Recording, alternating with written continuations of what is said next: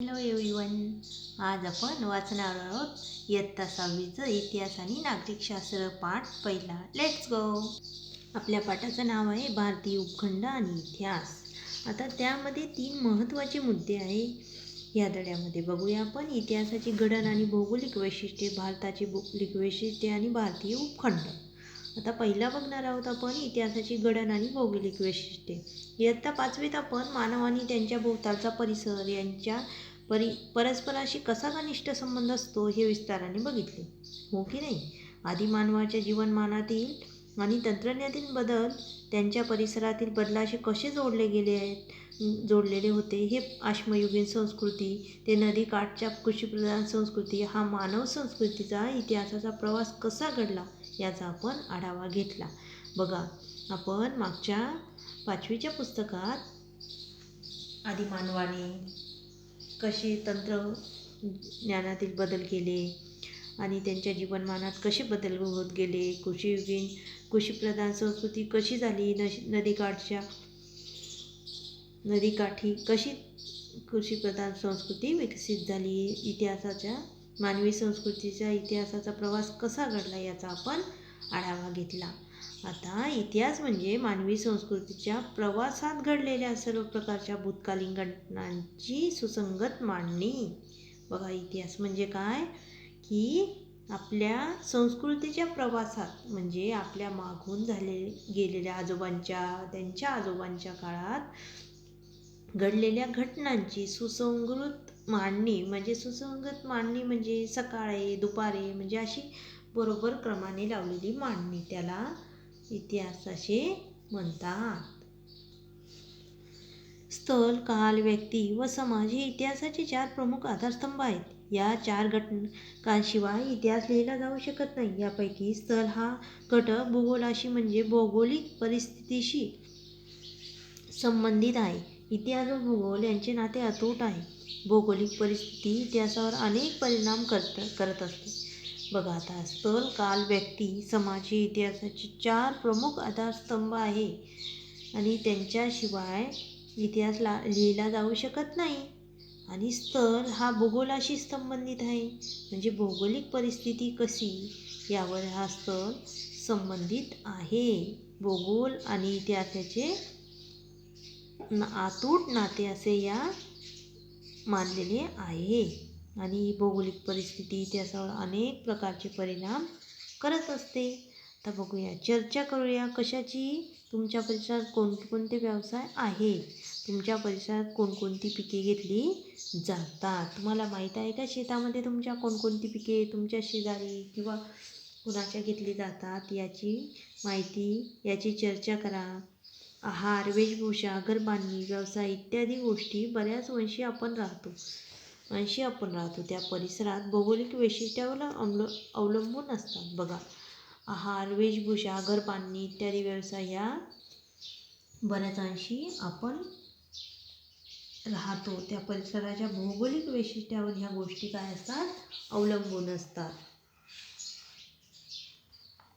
समाज जीवन सुद्धा त्यावर अवलंबून असते. उदाहरणार्थ, डोंगराळ प्रदेशात राहणाऱ्या लोकांचे जीवन मैदानी प्रदेशात राहणाऱ्या लोकांपेक्षा अधिक कष्टाचे असते.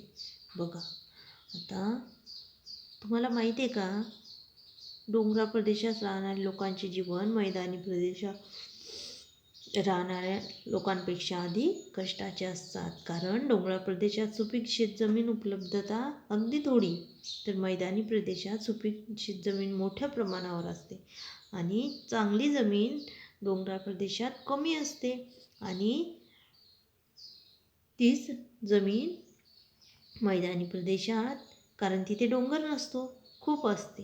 त्यामुळे डोंगराळ प्रदेशातील लोकांना तृणधान्य आणि भाज्या कमी प्रमाणात उपलब्ध होतात. त्यामुळे त्यांना अन्नधान्य हे कमी प्रमाणात उपलब्ध होतात. तर मैदानी प्रदेशातील लोकांना या गोष्टी पुरेशी मिळतात. त्यावर त्यांचा खाण्यापिण्यावर परिणाम झालेला दिसतो. त्याच्यामुळे जे डोंगराळ प्रदेशात राहतात त्यांना या शेतामध्ये कमी पिकं घेता येतात. त्यामुळे त्यांचा खाण्यापिण्यावर परिणाम झालेला दिसतो. आणि जे मैदानी प्रदेशात असतात, त्यांची शेती भरपूर असते, त्यामुळे ते सगळं धान्य शेतात लावू शकतात, भाज्या वगैरे पिकवू शकतात, त्यामुळे त्यांना सगळं मुबलक प्रमाणात असतं. आणि डोंगराळ प्रदेशात राहणाऱ्या लोकांना अन्नासाठी, शिकारीसाठी आणि जंगलातून गोळा केलेल्या पदार्थावर अधिक अवलंबून राहावे लागते बघा. तर हे डोंगराळ प्रदेशात राहणारे जे लोक असतात त्यांना जास्त करून शिकारीवर आणि जंगलातून गोळा केलेल्या फळं वगैरे त्याच्यावर अवलंबून राहावे लागतात. अशाच पद्धतीने डोंगराळ प्रदेशात राहणाऱ्या आणि मैदानी प्रदेशात राहणाऱ्या लोकांच्या जीवनपद्धतीत इतर गोष्टींमध्येही फरक आढळतो. आणि यामुळेच डोंगराळ प्रदेशात आणि मैदानी प्रदेशात राहणारे लोकांमध्ये खूप फरक असतो. आपण राहतो त्या प्रदेशातील हवामान, पर्जन्यमान, शेतीतून मिळणारे पीक, वनस्पती आणि प्राणी इत्यादी गोष्टी आपल्या जगण्याची साधने असतात. बघा, आपल्या जगण्याची साधने काय काय असतात? आपण जिथे राहतो तिथलं हवामान, पर्जन्यमान, शेतीतून मिळणारे पीक, वनस्पती आणि प्राणी म्हणजे आपली शेळी, बकरी वगैरे जे असेल ते. त्यानुसार आपल्या जगण्याची साधने आहेत. त्यांच्या आधाराने त्या प्रदेशाची जीवनपद्धती आणि संस्कृती विकसित होत असते आणि त्यांच्यामुळेच आपली जीवनपद्धती ही विकसित होत असते. जगण्याच्या साधनांची मुबलकता जिथे असेल तिथे मानवी समाज दीर्घकाळ वस्ती करतो बघा. ही सगळी साधने ज्या ठिकाणी मिळेल त्या ठिकाणी मानव वस्ती जास्त प्रमाणे राहते. कालांतराने या वस्त्याचे ग्राम, वसाहती आणि नगरे यात रूपांतर होते आणि पुढे याच वसाहतीचे गाव किंवा शहर यामध्ये रूपांतर होते. पर्यावरणाचा हाल, दुष्काळ, आक्रमणे किंवा इतर कारणामुळे जगण्याच्या साधनांची कमतरता भासू लागली की लोकांना गाव सोडून जाणे भाग पडते. ग्राम, वसाहती, नगरे उजाड होतात. अशा अनेक घडामोडी इतिहासात घडलेल्या दिसतात. त्यावरून इतिहास आणि भूगोल यांचे नाते अतूट असते हे स्पष्ट होते बघा. कधीकधी पर्यावरणाचा ऱ्हास होतो, दुष्काळ पडतो, आक्रमणे असतात, त्यामुळे साधनांची जगण्याच्या कमतरता भासू लागते आणि लोकांना गाव सोडून जावे लागते आणि गाव, वस्ती, नगरे उजाड होतात, म्हणजे तिथे कोणीही राहत नाही. आणि अशा अनेक घडामोडी इतिहासात घडलेल्या दिसतात. त्यावरून इतिहास आणि भूगोल यांचे हे अतूट नाते आहे. आता बघूया दुसरं वैशिष्ट्य, भारताची भौगोलिक वैशिष्ट्ये. आपला भारत देश विस्ताराने मोठा आहे. त्याच्या उत्तरेला हिमालय, पूर्वेला बंगालचा उपसागर, पश्चिमेला अरबी समुद्र आणि दक्षिणेला हिंदी महासागर आहे बघा. आपला भारत देश कसा आहे? विस्ताराने खूप मोठा आहे. त्याच्या उत्तरेला हिमालय, पूर्वेला बंगालचा उपसागर, पश्चिमेला अरबी समुद्र आणि दक्षिणेला हिंदी महासागर. भारताची अंदमान, निकोबार आणि लक्षद्वीप ही बेटे वगळता उरलेला प्रदेश भौगोलिकदृष्ट्या सलग आहे बघा. अंदमान आणि निकोबार ही लक्षद्वीप बेटे वगळता भारताचा भौगोलिकदृष्ट्या बाकीचा उरलेला प्रदेश सलग आहे. सलग म्हणजे सारखाच. प्राचीन भारताचा इतिहास शिकत असताना आपला हा भूप्रदेश लक्षात घ्यावा लागतो. त्याचाच उल्लेख आणि आपण प्राचीन भारत असा करणार आहोत बघा. आता हा इतिहास शिकत असताना आपल्याला भूप्रदेश लक्षात घ्यावा लागणार आहे आणि त्याचा उल्लेख आपण प्राचीन भारत असा करणार आहोत. आजचे पाकिस्तान आणि बांगलादेश इसवी सन 1947 पूर्वी भारताचा भाग होते बघा. आजचे पाकिस्तान आणि बांगलादेश हे दोन्ही भारताचा भाग होते. भारतीय इतिहासाच्या जडणघडणीचा विचार केला असता खालील 6 भूप्रदेश महत्त्वाचे ठरतात बघा. आता हे 6 भूप्रदेश कोणते? 1 नंबर हिमालय, 2 नंबर सिंधू, गंगा, ब्रह्मपुत्रा नद्यांचा मैदानी प्रदेश, थराचे वाळवंट, दख्खनचे पठार, समुद्रकिनाऱ्याचे प्रदेश, समुद्रातील बेटे. नंबर 1 बघूया हिमालय. हिमकुश व हिमालय पर्वतामुळे भारतीय उपखंडाच्या उत्तरेला जणू एक अभेद भिंतच उभी राहिली आहे.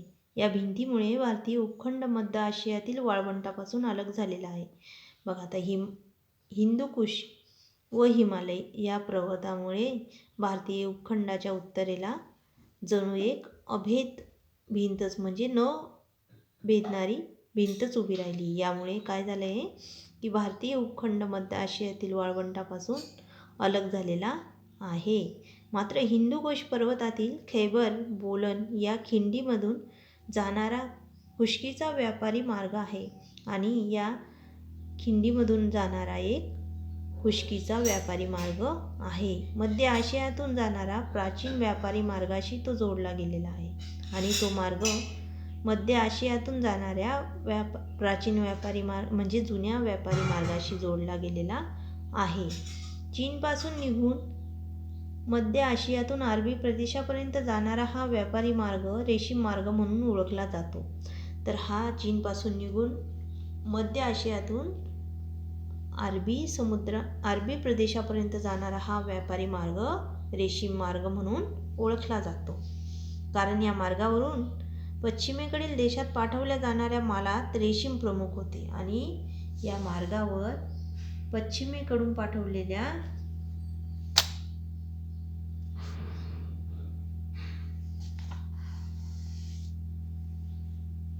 मालामध्ये रेशीम हे प्रमुख होते. याच खिंडीतील मार्गावरून अनेक परदेशी आक्रमकांनी प्राचीन भारतात प्रवेश केला. अनेक परदेशी प्रवासी या मार्गाने आणि हा जो प्राचीन मार्ग होता तर त्या मार्गाने अनेक परदेशी लोकांनी भारतावर आक्रमण केला, भारतामध्ये प्रवेश केला आणि याच अनेक मार्गाने परदेशी हे भारतात आले. सिंधू, गंगा, ब्रह्मपुत्रा नद्याचा मैदानी प्रदेश. सिंधू, गंगा आणि ब्रह्मपुत्रा या 3 मोठ्या नद्या आणि त्यांच्या उपनद्या त्यांच्या खोऱ्याचा हा प्रदेश आहे. प्रदेश पश्चिमेकडे सिंधू पंजाबपासून पूर्वेकडे सध्याच्या बांगलादेशपर्यंत पसरलेला आहे. बघा, तर हा सिंधू, गंगा आणि ब्रह्मपुत्रा या 3 मोठ्या नद्या त्यांच्या उपनद्या त्यांच्या खोऱ्याचा हा प्रदेश आहे. हा प्रदेश कुठे? पश्चिमेकडे सिंधू पंजाबपासून पूर्वेकडे सध्याच्या बांगलादेशपर्यंत पसरलेला आहे. भारतातील सर्वाधिक प्राचीन नागरी हडप्पा संस्कृती आणि त्यानंतरची प्राचीन गणराज्य आणि साम्राज्य याच प्रदेशात उदयाला आली. बघा, भारताची पूर्वी प्राचीन हडप्पा संस्कृती, नागरी हडप्पा संस्कृती आणि त्याच्यानंतरची गणराज्य आणि साम्राज्य याच या 3 नद्यांच्या प्रदेशामध्ये उदयाला आली होती. तुम्हाला माहीत आहे का, आफ्रिका खंडातील सहारा वाळवंट हे जगातील सर्वात मोठे वाळवंट आहे. बघा, आफ्रिका खंडातील सहारा वाळवंट हे जगातील सर्वात मोठे वाळवंट आहे. थरचे वाळवंट राजस्थान, हरियाणा आणि गुजरात या प्रदेशातील काही भागामध्ये पसरले आहेत. त्याचा काही भाग आजच्या पाकिस्तानातही आहे. उत्तरेला सतलज नदी, पूर्वेला अरवली पर्वताच्या रांगा, दक्षिणेला कच्छचे रण आणि पश्चिमेला सिंधू नदी आहे. बघा, हे थरचे वाळवंट राजस्थान, हरियाणा आणि गुजरात या काही भागामध्ये पसरलेले आहे आणि त्याचा आजही काही भाग पाकिस्तानात आहे. आणि उत्तरेला सतलज नदी आहे. त्याच्या थरच्या वाळवंटाच्या उत्तरेला सतलज नदी आहे आणि पूर्वेला अरवली पर्वताच्या रांगा, दक्षिणेला कच्छचे रण, पश्चिमेला सिंधू नदी आहे. हिमाचल प्रदेशात उगम पावणारी घग्गर नावाची नदी थरच्या वाळवंटात पोचते. बघा, हिमाचल प्रदेशामध्ये जी उगम पावते घग्गर नावाची नदी ती थरच्या वाळवंटात पोचते. पाकिस्तानमध्ये तिला हाकरा या नावाने ओळखतात. राजस्थान आणि पाकिस्तानमधले तिचे पात्र आता कोरडे पडले आहेत. त्या कोरड्या पात्राच्या प्रदेशात हडप्पा संस्कृतीची अनेक स्थळे विखुरलेली होती.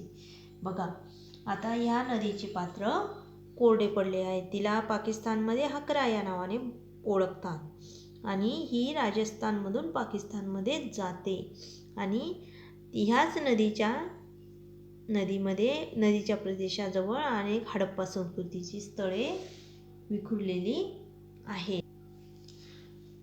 दख्खनचे पठार. एका बाजूस पूर्व किनारा आणि दुसऱ्या बाजूस पश्चिम किनारा यामध्ये असलेल्या भारताचा भूप्रदेश दक्षिणेकडे निमुळता होत जातो. त्याच्या पश्चिम बाजूला अरबी समुद्र, दक्षिणेला हिंदू महासागर आणि पूर्वेला बंगालचा उपसागर आहे. बघा, आता दख्खनचे पठार कसे आहे? एका बाजूस पूर्व किनारा आहे, दुसऱ्या बाजूस पश्चिम किनारा यामध्ये असलेल्या भारताचा भूप्रदेश दक्षिणेकडे निमुळता म्हणजे खाली होत जातो. त्याच्या पश्चिम बाजूला अरबी समुद्र आणि दक्षिणेला हिंदी महासागर पूर्वेला बंगालचा उपसागर 3 बाजूंनी पाण्याने वेढलेला आहे आणि हा तिन्ही बाजूने पाण्याने वेढलेला आहे. हा भूभाग समुद्रात घुसलेल्या एखाद्या त्रिकोणी सुळ्यासारखा दिसतो. अशा प्रदेशाला द्वीपकल्प म्हणतात आणि हा तिन्ही बाजूने समुद्राने वेढलेल्या भागाला भूप्रदेशाला द्वीपकल्प असे म्हणतात. भारतीय द्वीपकल्पाचा बहुतांश भाग दख्खनच्या पठाराने व्यापलेला आहे आणि भारताच्या द्वीपकल्पाचा बहुतेक भाग हा भारताच्या दख्खन पठाराने व्यापलेला आहे. दख्खन पठाराच्या उत्तरेकडे सातपुडा आणि विंध्य पर्वताच्या रांगा पसरलेल्या आहेत. त्याच्या पश्चिमेला सह्याद्री पर्वतरांगा आहे. बघा, दख्खन पठाराच्या उत्तरेकडे सातपुडा आणि विंध्य पर्वतरांगा आहे आणि त्याच्या पश्चिमेला सह्याद्रीच्या पर्वतरांगा आहेत. त्याला पश्चिम घाट असेही म्हणतात. सह्याद्रीच्या पश्चिम पायथ्याशी कोकण आणि मालबारच्या किनारपट्टीचा प्रदेश आहे. दख्खन पठाराच्या पूर्वेकडील डोंगरांना पूर्वतट असे म्हटले जाते. या पठारावरील जमीन सुपीक असून तिथे हडप्पा संस्कृतीच्या नंतरच्या काळात अनेक कृषीप्रधान संस्कृती नांदत होत्या. बघा, आता ही सह्याद्रीच्या पर्वतरांगा आहेत पश्चिमेला आणि त्याला पश्चिम घाट असे म्हणतात. सह्याद्रीच्या पश्चिम पायथ्याशी कोकण मालबारच्या किनारपट्टीचा प्रदेश आहे. दख्खनच्या पठारावरील डोंगरांना पूर्व घाट असे म्हटले जातात आणि या पूर्व घाटावर जमीन सुपीक आहे. हडप्पा संस्कृतीच्या नंतर तिथे कृषीप्रधान संस्कृती नांदत होत्या. मौर्य साम्राज्य हे प्राचीन भारतातील सर्वाधिक मोठे साम्राज्य होते आणि दख्खनच्या पठारावर समावेश या साम्राज्याचा झाला आणि दख्खनच्या पठारावर मौर्य साम्राज्याचा समावेश झालेला आहे. मौर्य समाजानंतर इथे अनेक छोटी मोठी साम्राज्य होऊन गेले आणि मौर्य समाजानंतर दख्खनच्या पठारावर अनेक छोटी मोठी साम्राज्यही होऊन गेली. समुद्र किनाऱ्याचे प्रदेश. प्राचीन भारतात हडप्पा संस्कृतीच्या काळापासून पश्चिमेकडील देशांशी व्यापार चालत असे. हा व्यापार सागरी मार्गाने केला जाई. त्यामुळे भारतातील समुद्र किनाऱ्यावरील बंदरातून परदेशातील संस्कृती आणि लोकांशी भारताचा संपर्क आणि देवाणघेवाण होत असे. बघा, आता समुद्र किनाऱ्याचे प्रदेश. जे समुद्र किनाऱ्याचे प्रदेश होते हडप्पा संस्कृतीच्या काळापासून पश्चिमेकडील देशाशी व्यापार चालत असे आणि हा व्यापार समुद्रमार्गाने व्हायचा आणि त्यामुळे परदेशातील संस्कृतीची देवाणघेवाणही होत असे. नंतरच्या काळात खुष्कीच्या मार्गाने म्हणजे जमिनीवरून व्यापार आणि दळणवळण सुरू झाली तरी सागरी मार्गाचे महत्त्व कायम राहिले आणि नंतर खुष्कीचा मार्ग म्हणजे जमिनीने व्यापार सुरू झाले आणि तरीही सागरी मार्गाचे महत्त्व हे कायम राहिले. समुद्रातील बेटे. अंदमान आणि निकोबार बंगालच्या उपसागरातील भारतीय बेटे आहेत. लक्षद्वीप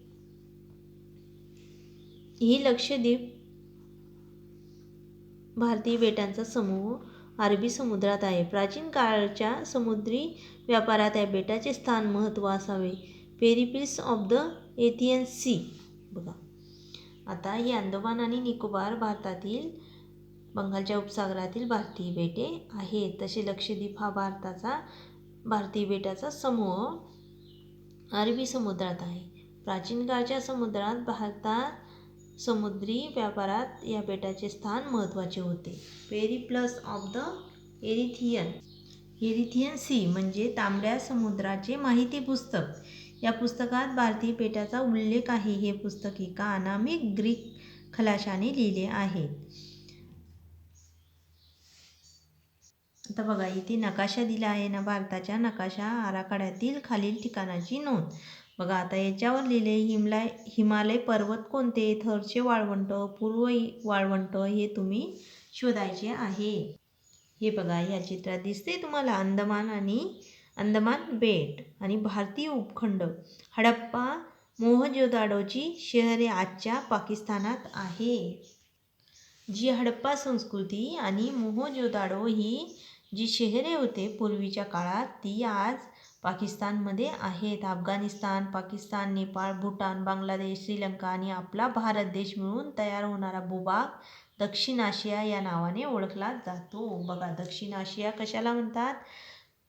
पाकिस्तान, अफगाणिस्तान, पाकिस्तान, नेपाळ, भूटान, बांगलादेश, श्रीलंका आणि भारत या सगळ्यांनी मिळून होणारा भूभाग दक्षिण आशिया म्हणून ओळखला जातो. या भूभागातील भारत देशाचा विस्तार आणि महत्त्व लक्षात घेऊन या प्रदेशाला भारतीय उपखंड असे म्हणतात. आणि यांचं महत्त्व लक्षात घेऊन याला भारतीय उपखंड असे म्हणतात. हडप्पा संस्कृतीचा विस्तार प्रामुख्याने भारतीय उपखंडाच्या वायव्य भागात झालेला आहे. आणि भारतीय संस्कृतीचा हा विस्तार हा प्रामुख्याने भारताच्या वायव्य भागात झालेला आहे. चीन आणि म्यानमार हे आपले शेजारी देश दक्षिण आशियाचा किंवा भारतीय उपखंडाचा हिस्सा नाही. आणि चीन, म्यानमार हे आपले शेजारी देश आहेत. ते काही दक्षिण आशियाचा किंवा भारतीय उपखंडाचा हिस्सा नाही, ते वेगळेच आहे, शेजारी देश आहे. तरीही प्राचीन भारताशी त्यांचे ऐतिहासिक संबंध आले होते. प्राचीन भारताच्या इतिहासाच्या अभ्यासात त्यांचे महत्त्वाचे स्थान आहे आणि प्राचीन भारतात त्यांचे संबंध आले होते, त्यामुळे प्राचीन भारताच्या इतिहासात त्यांचे महत्त्वाचे स्थान, इतिहासाच्या अभ्यासात त्यांचे महत्त्वाचे स्थान आहे.